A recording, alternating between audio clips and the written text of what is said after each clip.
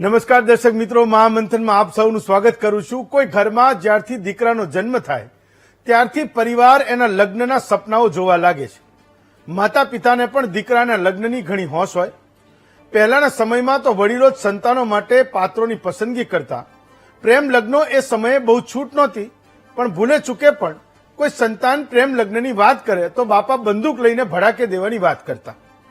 સમય બદલાતો ગયો એમ બધી બાધાઓ પણ એ હળવી થવા લાગી। આજે લગભગ મોટાભાગના સમાજોમાં કન્યાની અછત છે અને ત્યારથી વડીલોએ પણ બધી લપ કરવાની એ બંધ કરી દીધી છે। દીકરો કહે કે મને આ પાત્ર પસંદ છે તો પરિવાર રાજીપાથી એને પરણાવી દે છે। દીકરીઓની એ ઘટનાના લીધે સમાજમાં કેટલાય યુવકો લગ્ન વિહોણા પણ રહી જાય છે। આ સમસ્યાના સમાધાન તરીકે બીજા વિસ્તારોમાંથી પૈસા ચૂકવીને કન્યાઓ લાવવાનો ટ્રેન્ડ એ વધતો ગયો છે। કોઈ નવી વ્યવસ્થા જ્યારે અસ્તિત્વમાં આવે ત્યારે એની સાથે કેટલાક પ્રશ્નો પણ લઈને આવે છે। છેલ્લા કેટલાય સમયથી લગ્ન વાંચુઓની વ્યવસ્થાનો એ લાભ લઈને લૂંટી લેવાની ઘટનાઓમાં આપણા ગુજરાતમાં સતત વધારો થઈ રહ્યો છે। મહેસાણામાં પણ આવી જ એક ઘટના બની। લગ્ન સંબંધને મજાક બનાવનારી દુલ્હનને પોલીસે પકડી પાડી છે અને લગ્ન સંબંધના નામે એ ટોળકીએ 52 લાખ રૂપિયા પડાવ્યા। લગ્ન પછી થોડા દિવસોમાં એ યુવતી ભાગી પણ ગઈ। પોલીસે તપાસ કરી તો બહાર આવ્યું કે એ યુવતી અત્યાર સુધીમાં 18 વખત લગ્ન કરી ચૂકી છે। દરેક વખતે વર પક્ષને બોગસ ડોક્યુમેન્ટ્સ બનાવીને એ ફસાવતી હતી। ત્યારે મુદ્દો એ છે કે આવી સ્થિતિનું નિર્માણ એ સમાજમાં કેમ થઈ રહ્યું છે? લગ્ન વાંચુકોના પ્રશ્નો આખરે છે શું અને નોકરી ના હોય તો લગ્નમાં એ કેવી મુશ્કેલીઓ છે? એ વાત આજે ગુજરાતના સૌથી સળગતા પ્રશ્ન પર મહામંથન કર્યું।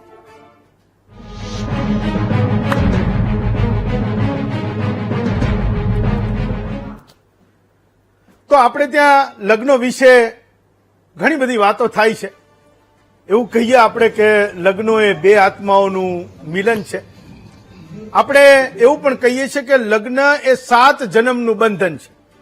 ક્યારેક ભલે કોઈ મનમાં એવું કહેતું હોય કે આ હવે બહુ થયું, બાકીના 6 માફ કરી દે। અને આપણે એવું પણ કહીએ છીએ કે લગ્નો એ સ્વર્ગમાં નક્કી થાય છે। ગુજરાતમાં ઘણા બધા પુરુષો લગ્ન કર્યા પછી અહીંયા ને અહીંયા જ નર્કનો અનુભવ કરતા હોય એવા પુરુષોની સંખ્યા એ ગુજરાતમાં મોટી થઈ રહી છે। પણ લગ્ન એ આપણા જીવનમાં કેવી રીતે જોડાયેલું છે, વણાયેલું છે, એ તત્વ વિશે આજે આપણે વાત કરવાની છે।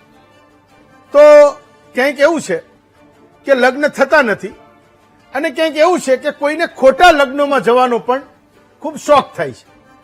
હમણાં અમદાવાદ અને નડિયાદમાં એક લગ્ન થયા। દિલ્હીમાં તો જબરજસ્ત ટ્રેન્ડ ચાલી રહ્યો છે કે લગ્ન જ ખોટા હોય એટલે માહોલ બનાવવાનો, પાર્ટી જેવો બધું હોય, સમિયાણા હોય।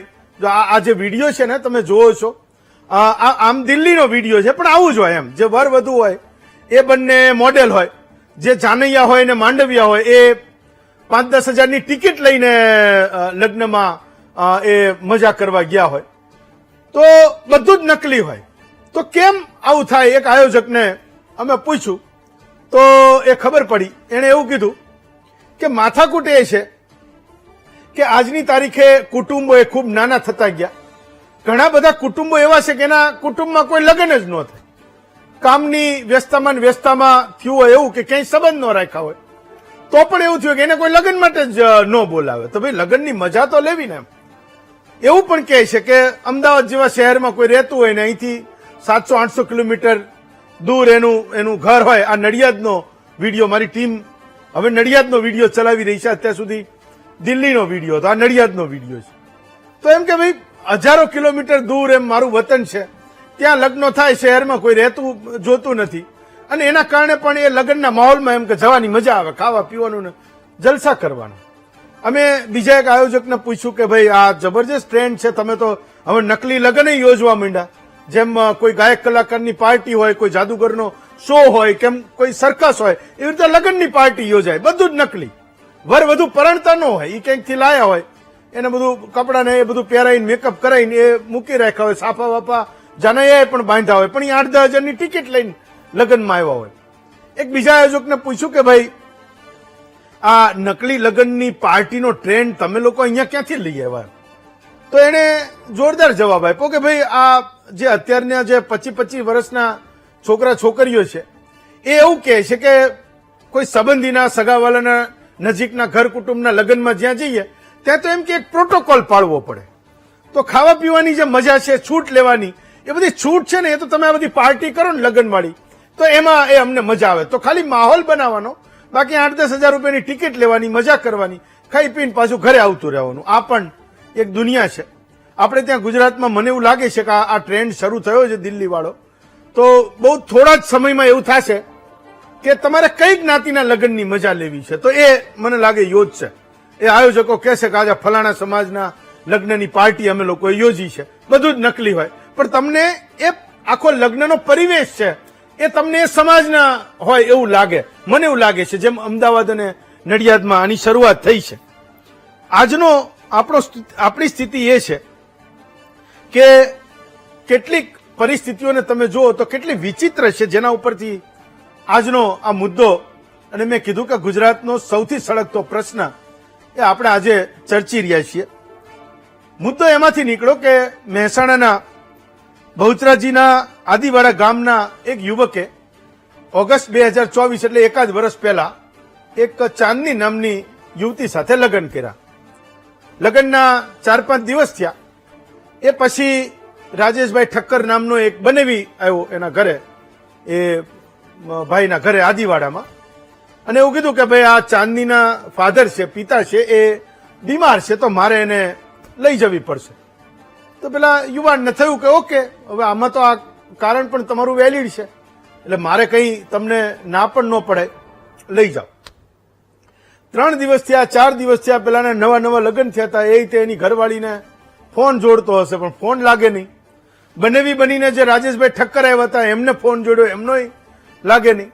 અને સાસરા પક્ષમાંથી નહીં બધા પ્રયત્નો કરી લીધા, એની પાસે જે કંઈ સંપર્કો હતા. લગ્ન કરાવનારાને પૂછી લીધું પણ કોઈનો સંપર્ક એ થાય નહીં. રહેતા રહેતા અઠવાડિયું ગયું, 10 દિવસ ગયા, 15 દિવસ ગયા. એટલે આને ખબર પડી કે આ તો મારા જેને લગ્ન કર્યા બધા દલાલો હતા. એ તો ના એના સાચા બાપા હતા, ના સાચી મા હતી, ન સાચો બનેવી હતો, ન સાચો વકીલ હતો. આ બધું કરાવનારા એક આખી ટોળકી છે જે મારી જેમ બીજાના પણ લગ્ન કરાવ્યા હશે. એણે મહેસાણા પોલીસને ફરિયાદ કરી. મહેસાણા પોલીસે જયારે તપાસ કરી તો ખબર પડી કે આદિવાડા ગામના ભાઈ એ માત્ર એકલા નથી, આ ચાંદનીબેનના 18મા લગ્ન હતા. એટલે માનો કે આજની તારીખે કોઈ ગિનિસ બુક વાળા, વર્લ્ડ રેકોર્ડ વાળા જો આ કોઈ લગ્નનો રેકોર્ડ રાખતા હોય અને કોઈ કેટલા લગ્ન કરે ને એનો કોઈ રેકોર્ડની કોઈ તારીખ નોંધતા હોય તો હું માનું છું કે આ જે લગ્ન આદિવાડાના યુવકે ફરિયાદ કરીને જે ખબર પડી કે આ બેન છે એ 18મી વખત પરણ્યા છે, હું માનું છું કે કદાચ એ અવ્વલ આવે, પહેલા નંબરે આ લગ્ન એ આપણા ગુજરાતના મહેસાણાના આ આદિવાડા ગામમાં થયા એ નોંધાઈ જાય એવું મારું માનવું છે.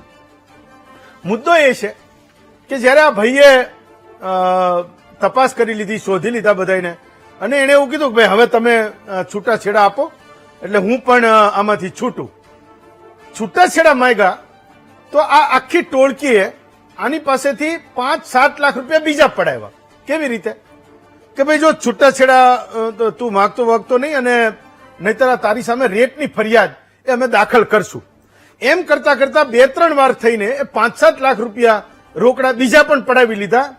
પછી આને એવું થયું આ યુવકને કે હું એની ફરિયાદ કરું. પોલીસે એની તપાસ કરી.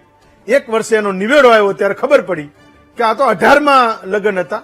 પોલીસે એ 17 લગ્નોની યાદી પણ અમને આપી છે.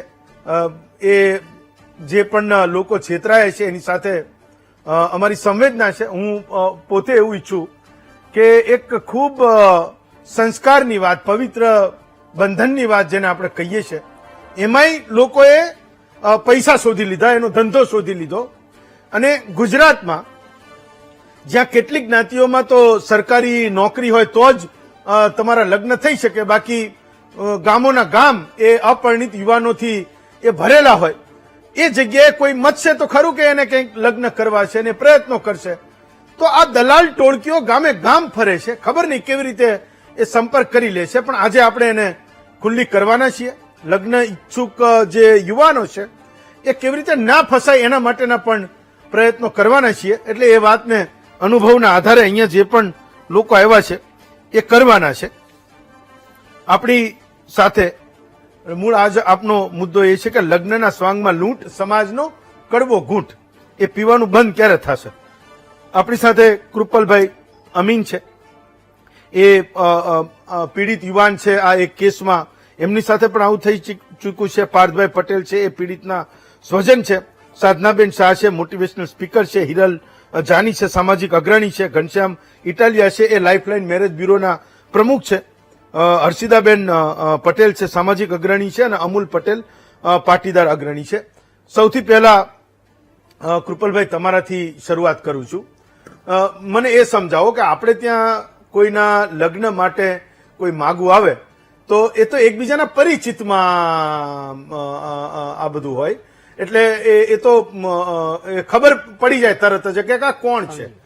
માનો કે આ છોકરીને કોઈ ઓળખતું નથી, એ જે તમારી પાસે આવે છે એ પણ તમને કોઈ કનેક્શન નથી, તો કોઈ કેવી રીતે વિશ્વાસ કરી લે કે આ મારું શક પણ બતાવે છે? હાડોહાડ સ્વાર્થી દુનિયામાં લોકો લગ્ન ના થાય એના માટે કેટલાય પ્રયત્નો કરે. ગામડાઓમાં તો આ બહુ મોટી માથાકૂટ છે. અને ત્યાં કોઈ લગ્ન કરાવવા માટે સામેથી આવે જેને આપણે ઓળખતા નથી, એનો ટ્રસ્ટ કેવી રીતે થાય? આ કેવી રીતે આખો ચેઇન છે એ બેસે છે? મારે એ સમજવું છે. કૃપલભાઈ, આની અંદર એવું હતું કે મારે જાગૃતિબેન હતા, જાગૃતિબેન કરીને એમના જોડે કોન્ટેક્ટ થયેલો હતો મારો. પણ એનો સંપર્ક કેવી રીતે થયો? સંપર્કમાં એવું છે કે મારો બાયોડેટા એક જગ્યા આપેલો હતો આ જાગૃતિબેનના. એમને હું ઓળખતો હતો જાગૃતિબેનના. તો જાગૃતિબેને મને ખાસા ટાઈમ પહેલા આપેલો બાયોડેટામાં મારો કોન્ટેક્ટ નંબર બી અંદર મેન્શન કરેલો હતો. તો મને થોડા સમય પછી એમને ફોન કર્યો કે આ રીતના છોકરી છે, તમે કહેતા તો હું તમને બતાવું. વાંધો નહીં, મને બતાવજો. તો મને પેલા વોટ્સઅપ થી એમને મને ફોટો મોકલેલો. વોટ્સઅપ થી ફોટો મોકલેલો, મેં મારા ઘરે બતાવ્યો, મારા ફાધર ને એમને. બરાબર, એમને કીધું કે હા ભાઈ તને ગમતી હોય તો આગળ વધી જાય એમાં. તો 1 તારીખે 1:10 મળવા મેમકો 4 રસ્તા ઉપર રાજુભાઈ કરીને દલાલ જે હતા આપડા, એ જ્યોતિબેન એમને જોડે કોન્ટેક્ટ કરાયો મારો. બરાબર, 1:10 અમે એમને મળ્યા. પછી ત્યાંથી ઘરે આવ્યો. ઘરે આવીને મારા ફાધર જોડે વાત કરી. મને કે તને ગમે? મેં કહ્યું હા મને ગમે. હા તો કે ચાલ આગળ વધામાં કેમ. તો 2જી તારીખે અમે મળ્યા. 2જી તારીખે મારા ફાધર જોડે એમને ચર્ચા કરાઈ રાજુભાઈની અને જ્યોતિબેનની. બરાબર, એમાં આગળ વધ્યા. એમાં 3જી તારીખે એમને લગ્નની વાત કરી કે ભાઈ આ રીતના લગ્ન એમ. અને એમાં એવું ઉદાહરણ મૂકી દઉં કે ભાઈ છોકરીની ફાઇનાન્શિયલ કન્ડિશન સારી નથી એમ, કે છોકરીના ફાધર બીમાર છે, આ રીતના તમારે એના ખર્ચા પેટે આમાં પૈસા મૂકવા પડશે, આમ આપવા પડશે, એ રીતના એમ. બરાબર, તો એમાં એવું ખર્ચા પેટે એવું કીધું તો 3 લાખ રૂપિયા તમારે આપવા પડશે લગ્ન પહેલા. અને અમે એવી વાત કરી હતી કે અમે લગ્ન કરાવી દો પછી અમે તમને આપીશું પૈસા. બરાબર, તો વાંધો નહીં કે તમે કાલ આવી જજો આ જગ્યા પર, જે જગ્યાએ એડ્રેસ હતું શું કહેવાય જે બી અમદાવાદનું એડ્રેસ હતું ત્યાં આગળ અમને બોલાયા. એમને અમને લોકેશન આપ્યું હતું. ત્યાં આગળ અમે ગયા. ત્યાં વકીલની ઓફિસ હતી, એની અંદર બધું ચોરી બનાવેલું હતું. ત્યાં આગળ એમને બધું અમારા લગ્ન કરાયા. લગ્ન કરાયા પછી અમે એમને પૈસા આપ્યા. તો જે ચાંદની કરીને છોકરી હતી એ મારા ઘરે આવી 3જી તારીખે. એટલે આ જે આદિવાડાના યુવક જેમાં છેતરાયા એ જ કેસમાં સેમ, પણ એના એ આદિવાડીમાં પછી લગ્ન થયા, પહેલા એની પહેલા તમારા થયા? ના, એના પછી થયા. આદિવાડામાં મારા 3:10 લગ્ન થયા હતા. અને આદિવાડાનો જે ભાઈ ખરો ને એને 1 વર્ષ પહેલા થયા, ઓગસ્ટમાં 2024માં. તમારી સાથે તો હમણાં 1 મહિના પહેલાનો જ કેસ મારો. તો મને આ રીતના વાત કરી કે ભાઈ 3:10 મારા લગ્ન થયા, 3:10 મેં ઘરે આવ્યા. બરાબર, 3:10 ઘરે આવ્યા પછી મારા ઘેર રહેતી હતી. કઈ આમ માથાકૂટ ને માથું દુખત, બીમાર છું, આમ ના કરું, પેલું ના કરું, આ રીતના કામ કરવામાં બહાના બતાવો ખાલી. બરાબર, પછી 4-5 દિવસ ગયા. 4-5 દિવસ ગયા તો 10 તારીખે આ રાજુભાઈ દલાલ જે હતા એનો ફોન આવ્યો કે ભાઈ હું આ છોકરીને મારે સારી થતી હતી, એવો સારો બનાવીને અમારો એડ્રેસ આવ્યું હતું કે મારી સારી થાય છે એમ. તો કે આની જે બી જવાબદારી થશે હું લઈશ એમ રાજુભાઈ આટલું કીધું ને 10 તારીખે લેવા આવ્યા કે ભાઈ આના તેડવા અમે આવીએ છીએ. 3 તારીખે લગ્ન થયા, 1 અઠવાડિયા પછી 10 તારીખે લેવા 10 તારીખે લેવા આવ્યા. 10 તારીખે લઈ ગયા. એ ટાઈમે એવું કીધું હતું કે આના ગામડું, એનું ગામ કઈક જાલોર કરીને ગામ છે રાજસ્થાન બાજુ, ત્યાં આનું ગામ બતાવ્યું હતું. અને આનો ફોન ના લાગે તો ટેન્શન લેતા નહીં કેમ, અમુક ટાઈમે કોન્ટેક્ટ નેટવર્ક ઇસ્યુ હોય તો તમારો ફોન નહીં લાગી શકે. અને અમને આ રીતના અમને મારા ઘરે કહ્યું હતું, મારા ફાધર ને મારા મધર ને આ રીતના બધાને વાત કરી હતી. પછી એમાં એવું કીધું કે ના લાગે ટેન્શન ના લેતા મારા ફોન લગાવજો, હું તમને કોન્ટેક્ટ કરી આપીશ. બરાબર. તો અમુક ટાઈમે વાત કરાવો, અમુક ટાઈમે ના બી કરાવો, અમુક ટાઈમે ફોન સ્વિચ ઓફ બી આવે. એને મમ્મીનો ફોન લગાવે, એમનો ફોન સ્વિચ ઓફ આવે. રાજુભાઈનો ફોન લગાવી, એમનો ફોન સ્વિચ ઓફ આવે. અને જે જાગૃતિબેન હતા એમના જોડે કોન્ટેક્ટ ચાલતો હતો. એ અમુક ટાઈમે એમનો બી ફોન સ્વિચ ઓફ આવે, એ બી ફોન ના બી ઉપાડે અમુક ટાઈમે.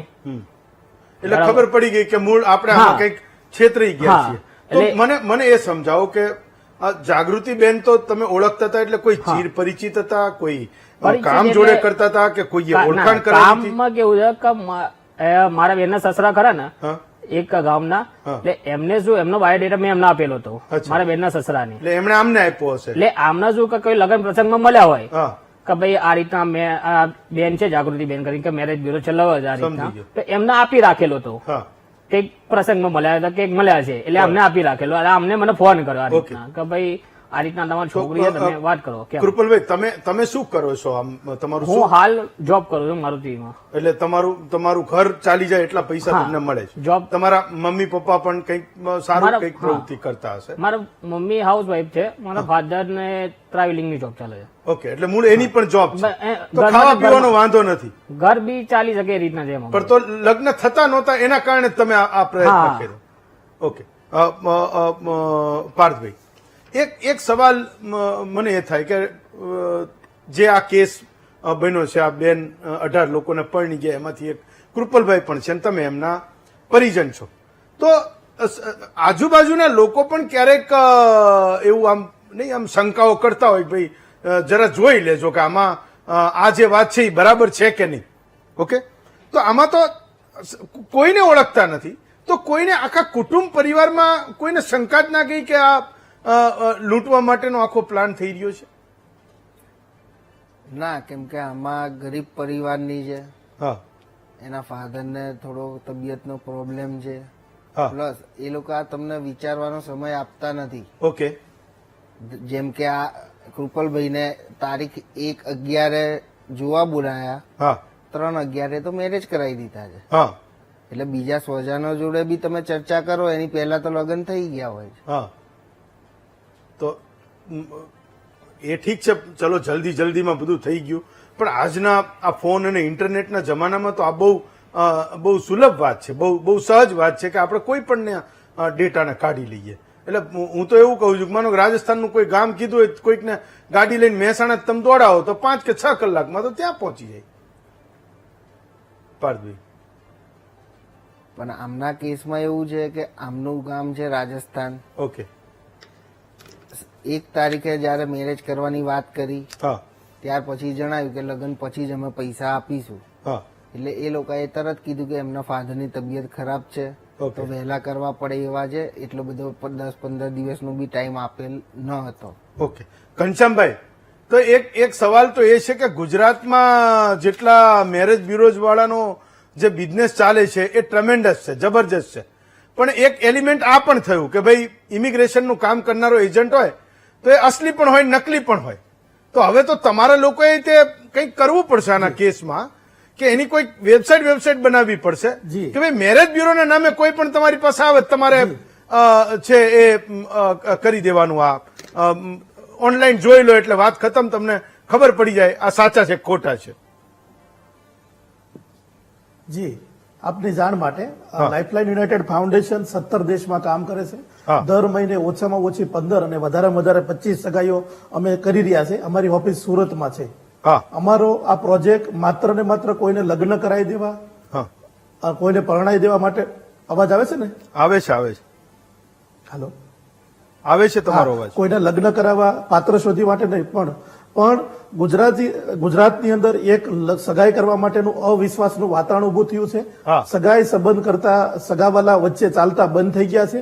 એટલે દીકરા દીકરી કોઈ પણ જગ્યાએ ફસાઈ રહ્યા છે. માત્ર દીકરા ફસાય એવું નહીં, પણ દીકરી પણ ફસાઈ રહી છે. એના માટે વિશ્વનો પહેલો સિસ્ટમ એટલે કે લંડન પાર્લામેન્ટમાં સર્ટિફાઈ થયેલી સિસ્ટમ, અમે નવી સિસ્ટમથી આવ્યા છીએ. એટલે કે દીકરો હોય કે દીકરી હોય એના 90 દિવસ સુધી અમે ચેકિંગ કરીએ છીએ. હા. કોઈ દીકરો બોલે કે મારે આટલી પ્રોપર્ટી છે તે ઓન પેપર આપવા માંડો, દીકરી બોલે કે મારું આ ગામ છે, ફલાણું છે, માછી છે, ગમે તે હોય, ઓકે. તો અમે એના પાછળ 90 દિવસ સુધી અમારા 11 વડીલોની કમિટી છે, એ 11 વડીલોની કમિટી ચેક કરવા જાય છે અને ત્યાર પછી જ અમે આગળ વધી છીએ. બીજું કે અમારે ત્યાં કોઈ પણ દીકરો કે દીકરી હોય તો એના મમ્મી પપ્પા વગર એન્ટ્રી જ નથી. હા. હા, એના મમ્મી પપ્પાની ગેરહાજરી હોય હા. તો એના કોઈ મોટા પપ્પા, કાકા છે, મામા, એના લોહીના સંબંધના કોઈ પણ વ્યક્તિને ફરજિયાત લેવામાં આવે છે, એના પણ પ્રૂફ લેવામાં આવે છે અને 300 રૂપિયાની નોટરીમાં જે આપણું હોય એ કાયદેસરની કાર્યવાહી કરી અને લખાણ કરીને પછી તમે આગળ લેવી છે, જેથી કરીને કોઈ દીકરો કે દીકરી ફસાય નહીં એના માટેનો આ એક નવો પ્રયાસ છે.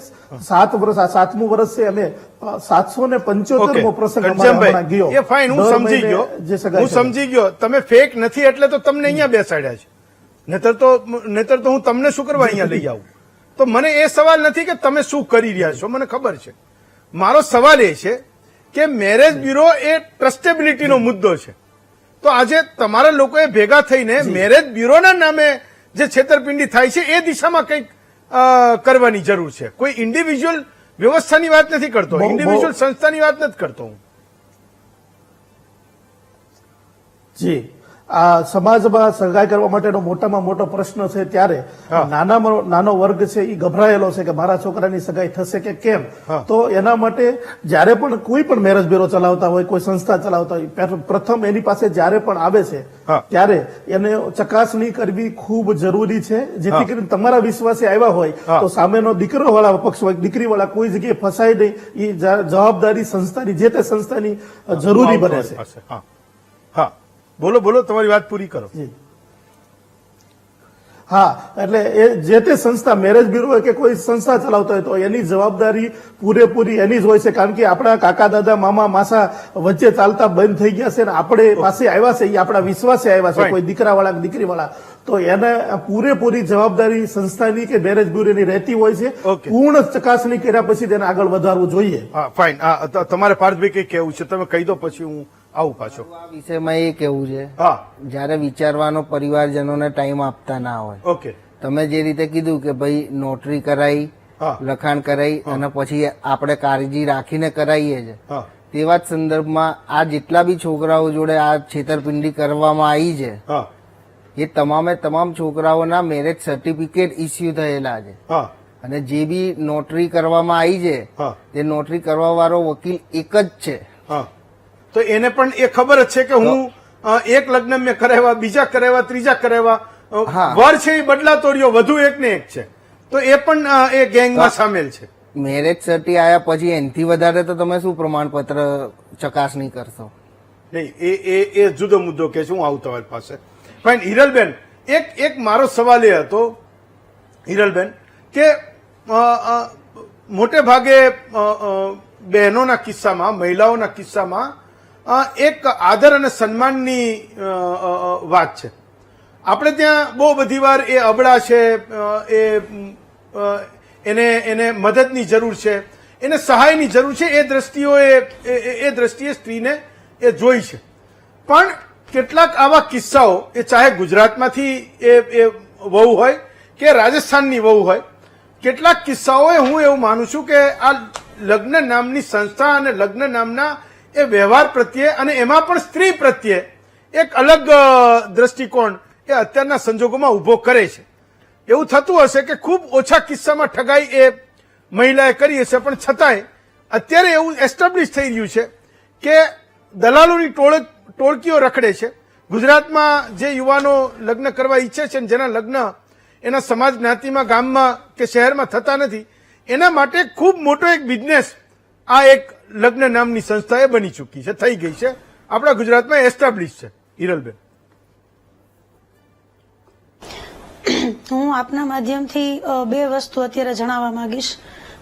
જે રીતે દીકરા કે દીકરીના લગ્ન નથી થતા તો એમાં ક્યાંક ને ક્યાંક આપણો સમાજ પણ જવાબદાર બને છે. કારણ કે જે ઉંમર દીકરા દીકરીઓની વહી જાય છે અને પછી લગ્નનો વિચાર કરે છે, ત્યારે ક્યારેક એવું બની જાય કે સંવેદનશીલ, સાવ લાગણીવાળા મા બાપ દીકરાના હોય તો જયારે દીકરાનું સગપણ નથી થતું ત્યારે સમાજમાં એવી વાત મૂકે કે ભલે ગરીબ હોય, એક જોડી કપડામાં આવશે તો ચાલશે, પણ મારું ઘર સાચવશે ને એવી દીકરી જોશે. પણ હકીકતે આ વસ્તુ હવે રહી નથી.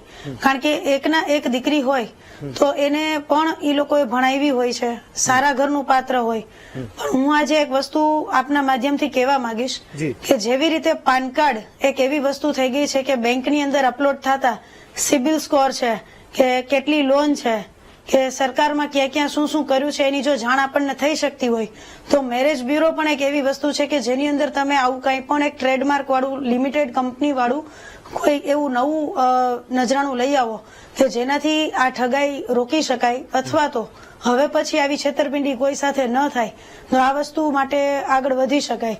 ખરાબ વસ્તુ નથી મેરેજ બ્યુરો, પણ એ ક્યાંક ને ક્યાંક આપણો સમાજ જવાબદાર છે કે આપણે બહારની દીકરીઓ અહીંયા પૈસા દઈને લાવવી પણ પડે છે. અને કાલ સવારે આ તો ઠીક છે કે અહીંયા સુધી બન્યું છે બનાવ, આપણે ઘણા બધા કિસ્સા એવા જોતા હોઈએ છીએ સમાજમાં કે ભાઈ પૈસા અને દાગીના અને ઘરેણાની લાલચમાં સાસુ સસરાના ખૂન કરી નાખ્યા છે, ઘણી વખત પતિને પણ મારી નાખ્યા છે, કોઈના રીમેરેજ હોય તો એમના દીકરીઓને પણ સાચવવા નથી હોતા, સામસામે એવું પણ બનતું હોય છે. તો ક્યારેક આ બધા ઘણા બધા પ્રશ્નો એક સામાજિક દ્રષ્ટિએ હું જોઈ રહી છું કે બહુ ખરાબ અને દયનીય વસ્તુ આ બની છે અને ખરેખર વખોડી કાઢવા જેવી આપણા સમાજમાં બહુ ખરાબ દ્રષ્ટાંત એક દીકરીએ આપ્યું છે જે ખરેખર આ ન બનવું જોઈએ. ફાઇન. અર્શિતાબેન, તો પાટીદાર સમાજના એ ગામોમાં ફરતી ટોળકીઓ વિશે મને એટલે ખબર છે કારણ કે હું પણ એવા ઘણા બધા લોકોના પરિચયમાં છું કે એની સાથે આવું કંઈક થયું હોય. આજ તો હું એને ટીવી પર લઈ આવ્યો, પણ ઘણા બધા લોકોને હું જાણું છું. તો એને એક અપેક્ષા હોય કે આના ઘરે કંઈ નહીં તો એના સાસુનું 10-15 તોલા સોનું હશે, 20 તોલા સોનું હશે, કંઈ નહીં તો એની પાસે જમીનનો એક ટુકડો હશે, 1-2 વીઘા હશે, એમ પણ એ કંઈક એની પાસે કંઈક પડ્યું છે. એવું પણ બને કે વ્યવસાય પણ સારો છે પણ એના એ દીકરાના લગ્ન થતા નથી. તો એના ઘરમાં જેમ ભાઈએ કીધું, કૃપલભાઈએ, કે ભાઈ બાપ ને દીકરો બંને કમાય છે, ઘરમાં કોઈ તકલીફ નથી. તો એ ટોળકીને ખબર છે કે મને અહીંથી કંઈક મળે એવું છે, તો એ એવા જ ઘર અને પરિવારોને શોધે છે, એવા જ દીકરાઓને ટાર્ગેટ કરે છે અને મહત્તમ એ પાટીદાર સમાજના લોકો આમાં ફસાઈ રહ્યા છે.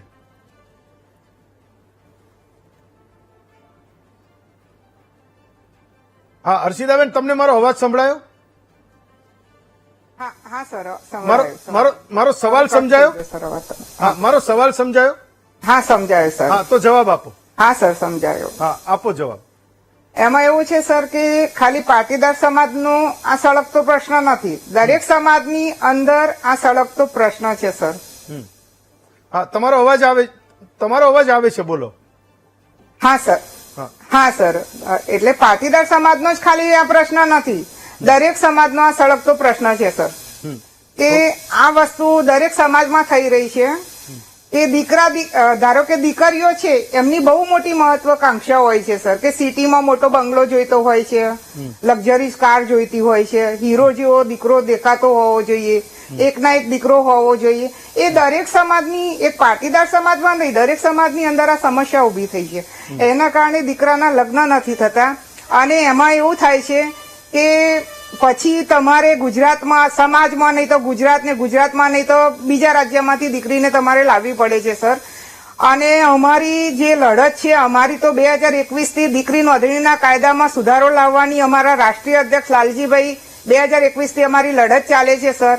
દરેક સમાજ, ધારો કે ઠાકોર સમાજ, કરણી સમાજ, દરેક સમાજ, MLA, ધારાસભ્યો દરેકના અમને સંમતિ પત્રો પણ મળ્યા છે અને અમારી લડત આ 4 વર્ષથી ચાલે છે સર. કે અમારા જે લડતની માંગ છે અમારી કે ભાઈ દીકરીની ઉંમર જે છે કે 18 વર્ષની છે, 18 વર્ષની બદલીને તમે 21 વર્ષની કરો. જે ગામની દીકરી છે, ધારો કે આજે સમા ગામની દીકરી છે તો પછી એનું વેરિફિકેશન સમા ગામના પોલીસ સ્ટેશનમાં જ થવું જોઈએ સર. અને લગ્ન નોંધણી જે તલાટી રજીસ્ટ્રેશન આપે છે, મેરેજ સર્ટિફિકેટ આપે છે, એ તો તમે વોટ્સએપ પર બી મોકલી શકો છો સર. પણ એ જે મેરેજ સર્ટિફિકેટ છે એની ખરાઈ જે કરવી જોઈએ ને મામલતદાર થકી થવી જોઈએ. એવી અમારા 4 પોઈન્ટ ઉપર અત્યારે અમારી લડત ચાલે છે સર. તમારી જે લડત ગામની અલગ દીકરી મુદ્દા છે પર એ ચાલે ગામમાં જ છે. એનું મેરેજ સર્ટિફિકેટ તમે થાય માનો છે. કે 18 વર્ષથી 21 વર્ષની દીકરીઓની લગ્નની ઉંમર કરી નાખશે તો પણ એ પરણવા ઈચ્છતા એ યુવાનોને કઈ છોકરી મળી નથી જવાની, એક મુદ્દો. બીજો મુદ્દો એ છે કે એના રજીસ્ટ્રેશન ક્યાં થાય ક્યાં ના થાય એનાથી પણ આ મુદ્દાનું સમાધાન નથી. ઓકે, મારો પ્રશ્ન એ હતો, તમે વાત સાચી કરી કે દીકરીઓની મહત્વાકાંક્ષા વધતી જાય છે ને એના કારણે સમાજમાં એના લગ્ન નથી થતા, પણ એના માટે તમારે લોકોએ કંઈક કરવું તો પડશે ને. હા સર, એમાં અત્યારે જે બનાવો બને, સર તમારો અવાજ નથી આવતો. હા, મારો સવાલ પૂરો થઈ ગયો, એટલે હવે જે સંભળાયું એનો જવાબ આપો. ફાઇન. સાધના, મને નથી સંભળાયું સર. હા, ઓકે, તમારું ફાઇન. કશું. સાધનાબેન, તો એક તો એ છે કે માનો કે 1, 2, 3, 4 વધુ એ એના ઘરેથી કંઈક લૂંટીને ભાગી ગઈ, તો પણ છેવટે સમજો આ મારો પ્રશ્ન કે આ એક સૌથી મોટી સમસ્યા છે ગુજરાતની, તો પણ દીકરીઓ જ જવાબદાર છે, કારણ કે એની મહત્વાકાંક્ષા એ લગ્ન વિશે વધી ગઈ, તો દીકરાઓની પણ ક્યાં ઓછી છે. મૂળ મુદ્દો એ છે કે તમે જેના ઉપર ટ્રસ્ટ કરો છો લગ્ન માટે, જેના ઉપર ટ્રસ્ટ કરો છો એ ટ્રસ્ટની સાથે તમે કેટલીક ખરાઈ પણ કરો. મુદ્દો માત્ર એટલો જ છે. મહત્વાકાંક્ષા દીકરાની કે દીકરીની વધી ગઈ એના કારણે કોઈ અલગ રાજ્યની દીકરી લાવીને કોઈ પરણી જાય એવું તો નથી, બિલકુલ નથી. સાધનાબેન. યસ, પહેલા તો નમસ્કાર મારા સર્વ દર્શકોને. અને હેમંતભાઈ, આજે જે સબ્જેક્ટ છે લગ્નનો, એ બહુ જ સારો અને બહુ સુંદર વિષય છે. જ્યારે કોઈ યુવતી એ જ્યારે બાળક હોય છે, જ્યારે મા બાપના ઘરમાં જ્યારે એક દીકરીનો જન્મ થાય છે, ત્યારે એના મા બાપને બહુ દુઃખ હોય છે કે હવે આ છોકરી મોટી કરીશું અને સારું ઘરે મળશે નહીં મળે, એના લગ્ન ક્યાં થશે, કેવી રીતે થશે. અને એ જવાબદારીમાં એ છોકરીને એ એક બોજા રૂપ લે છે લોકો, કે મતલબ એવું હોય છે કે શું થશે હવે આગળ એનું. જ્યારે એની ઉંમર વધતા જયારે 20 વર્ષની 21 વર્ષની થાય અને જો લગ્ન ન થાય તો પણ એમાં ટેન્શનમાં આવી જાય છે કે આ તો લગ્ન થતા નથી ને ક્યારે થશે. અને સમહાઉ કોઈક વખત એવું બને છે કે એ વિચારતા એ લોકો જે પણ પાત્ર મળે છે ત્યાં લગ્ન જલ્દી થઈ જવા જોઈએ એમ વિચારીને ઘણી વખત લગ્ન પણ કરી નાખે છે. મને એવું લાગે છે કે સમાજની અંદર દરેક મા બાપે, યુવક અને યુવતી, દીકરો હોય કે દીકરી હોય, પણ લગ્ન એ બહુ જ એક જવાબદારીની વસ્તુ છે. બંને સમજીને લગ્ન, જ્યારે પણ લગ્ન કરે ત્યારે તમારી મહત્વાકાંક્ષા શું છે, બંને એકબીજાની વાતને સમજી શકે, ઓળખી શકે અને એક પછી જ આ વિચારને આગળ પગલું લેવું જોઈએ. કૃપલભાઈ, તો આ આખો મુદ્દો ફરીને ત્યાં આવે છે કે તમે જ્યારે, હા હું આવું ઘનશ્યામભાઈ તમારી પાસે આવું. હા, કૃપલભાઈ, તો મને તમે એ એલોબરેટ કરો કે માનો કે આ જે બેનની સાથે તમે લગ્ન કરવા જઈ રહ્યા હતા એના વિશેનો કોઈ રેકોર્ડ તમારી પાસે નહોતો, અથવા તમે મહેસાણાના છો, મહેસાણાનો મેં જોયું 18 માંથી કંઈક 8-9 જે લોકો છે જે પરણ્યા એકને જ, એ બધા એક જ જિલ્લાના, એક તાલુકાની આજુબાજુના લોકો છે, તો કોઈને ક્યાંયથી કોઈ ગંધ ના આવે. તો આ તો બધા જેમ્સ બોન્ડ કરતા જબરજસ્ત લોકો છે, ગમે એને પરણાવી જાય, લૂંટી લે ને પૈસા લઈ જાય ઘરમાંથી. આમાં તમે જે કીધું એ બરોબર કે આમાં 1 તારીખે જે ફોન આવ્યો મારા પર છેલ્લો, તો મારા ફાધર આ રીતના બીમાર, અરે શું કહેવાય, એક્સપાયર થઈ ગયા છે અને હું થોડા સમય પછી આવીશ, બરાબર. પછી અમે આમના જે રાજુભાઈ ઠક્કર કરીને હતા એમના ફોન અમે લગાવ્યો, તો એમનો ફોન અમુક ટાઈમે ચાલુ હોય, અમુક ટાઈમે એવું કે હું ગામડે છું, પછી તમને આવીને ફોન કરીશ, આમ છે, બધું બહાના બતાવતા હતા, બરાબર. પછી આ તો 15 તારીખે જે વિષ્ણુભાઈ ચૌધરી કરીને હતા આપણા જે બહુચરાજી પોલીસ સ્ટેશનના, એ જયારે અમારા ઘરે આવ્યા ત્યારે અમને ખબર પડી કે આ તો તમારી જોડે ફ્રોડ કેસ છે અમારી. ત્યારે વિષ્ણુભાઈએ આખું બતાવ્યું કે વિષ્ણુભાઈ કીધું કે આ તમારી જોડે આ જે છોકરી છે એના આટલા લગ્ન થયા છે, ત્યારે અમને ખબર પડી છે. બાકી એ પેલા આવો કોઈ ખુલાસો હતો જ નહીં અમારી જોડે. ખુલાસામાં કેવું છે કે હું તો મારા ફર્સ્ટ મેરેજ જ હતા, બરાબર.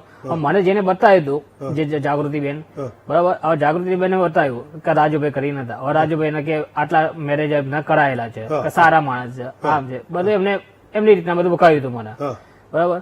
તો રાજુભાઈ જોડે મેં કોન્ટેક્ટ કર્યો, રાજુભાઈ મારો ઘર બી જોઈને ગયા, જે જાગૃતિબેન હતા એ બી મારું ઘર જોઈને ગયા, મને છોકરીનું ઘર બતાવ્યું નહીં પેલું તો વાત, બરાબર. ના, રાજુભાઈ એમનું પોતાનું ઘર બતાવ્યું. હું જયારે કોઈ બી ના જોડે એડ્રેસ માંગુ મને ખાલી બહાના જ બતાવતા હતા લોકો, કે મને કોઈ પોતાનું ઘર નથી બતાવ્યું. જયારે મેં ઘર પછી આ જયારે કેસ ખોલ્યો ત્યારે હું એકબીજાના ઘર ખોરવા ગયો તો મને ખાલી ઘરના મોટા મોટા એડ્રેસ બતાવો કે ભાઈ આ સોમનારાયણ પાર્ક આ રાજુભાઈ નું ઘર છે, કે આરતીબેન નું ઘર આ છે, કે ભાઈ જ્યોતિબેન નું ઘર આ છે. ખાલી મેન હેડિંગ બતાવી દે કે આ ઘરનું એડ્રેસ હતું ખાલી, બસ. કે ઘર નંબર નહીં કે કઈ નહીં આની અંદર. તો આ જે સગાવાલા હતા એના બાપુજી કે એના મધર કે એના બનેવી આ બધાય તમારી પાસેથી જે પૈસા લે એમાંથી એનો ભાગ હશે. એટલે પોલીસ તમને શું કહી રહી છે? પોલીસે એવું કીધું કે તમારી જોડે કાયદેસર ફ્રોડ જ થયું છે.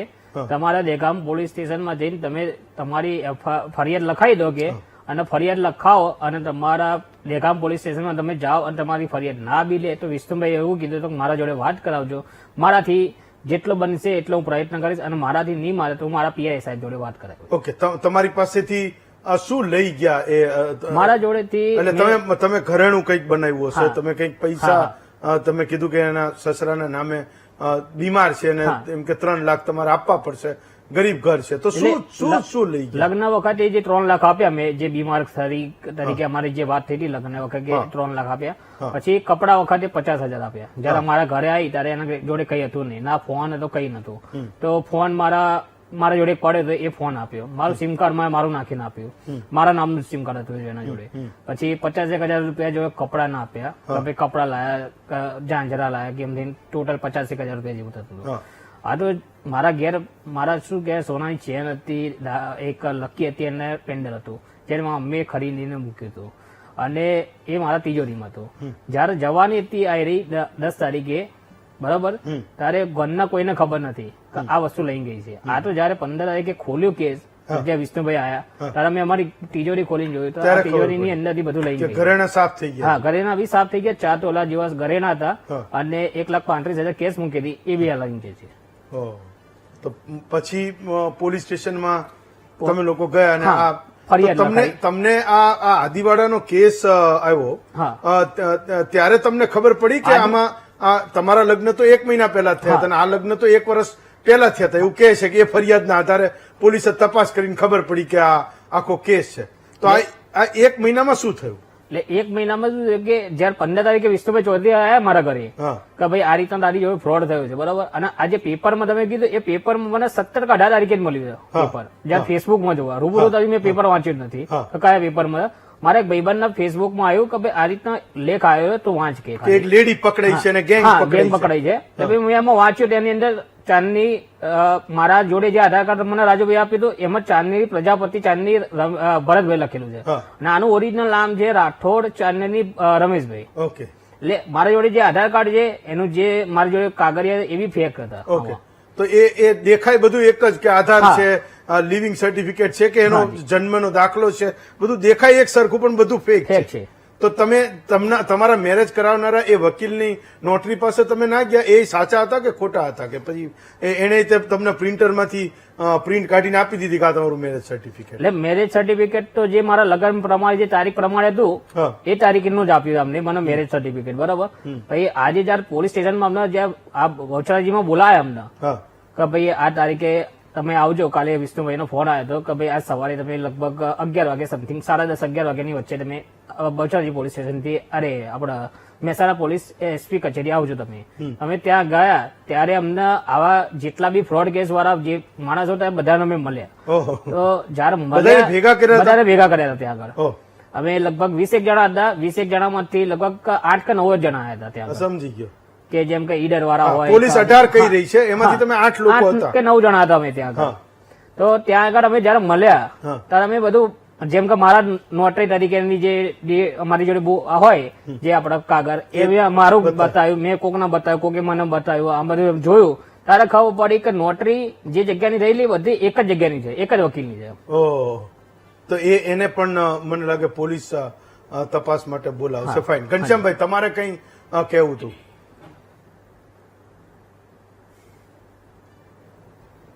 તમારો અવાજ જતો રહ્યો છે ઘનશ્યામભાઈ.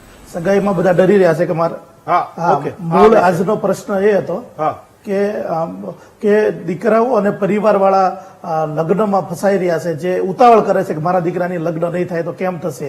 આવા પરિવાર એકદમ નાના વર્ગના પરિવાર હોય છે અને અત્યારે પરિસ્થિતિ સાહેબ એવી છે કે કોઈને અંદરો અંદર સગાઈ ચાલતી હોય તો બાજુવાળાને સગાવાળાને કહેતા નથી. એને એવો ડર છે કે અમારું બંધ રખાવશે કે અમારું કઈ કહી દેશે, એવા ડરથી કોઈને કહેતા નથી. તો આવી પરિસ્થિતિમાં અલગ છે. તો ત્યારે સૌ પ્રથમ વાર જે સગાઈ કરાવનાર વ્યક્તિ હોય, સંસ્થા હોય કે કોઈ નહીં, એની પહેલી પહેલી તો તપાસણી થવી પડે, ચોક્કસ રીતે તપાસણી કે એની પ્રોફાઇલ શું છે. ત્યારબાદ જે સગાઈ કરવાની છે, અમારી પાસે આખા ગુજરાતમાં સાહેબ કોઈને પણ જરૂર પડે તો મારી પાસે 9 પેજનું એક ફોર્મેટ છે.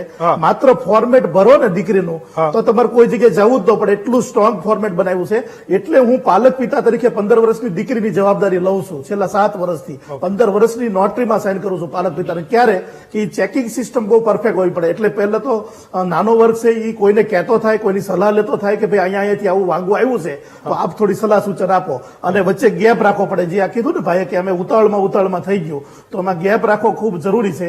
જે મેં વાત કરી જનરલ બધાને ખબર જ હોય છે, પણ છતાં એને કઈ ને કઈ ડર એવો હોય છે કે કોઈને કહેશું તો મારી સગાઈ અટકાવશે અથવા તો ના પાડશે, એવા ડરથી આવા પરિવાર ઉતાવળ કરતા હોય છે. ખાસ કૃપલભાઈ, એક છેલ્લો સવાલ કે એ શરમનો પણ એક વિષય બની જાય કે ગામમાં તમે લગ્ન કર્યા, તમે વહુ લાવ્યા અને 7 જ દિવસમાં એ તમારું ઘર સાફ કરીને નીકળી ગઈ, તો આજુબાજુના લોકો, ગામના લોકો એ વાતને કેવી રીતે જુએ?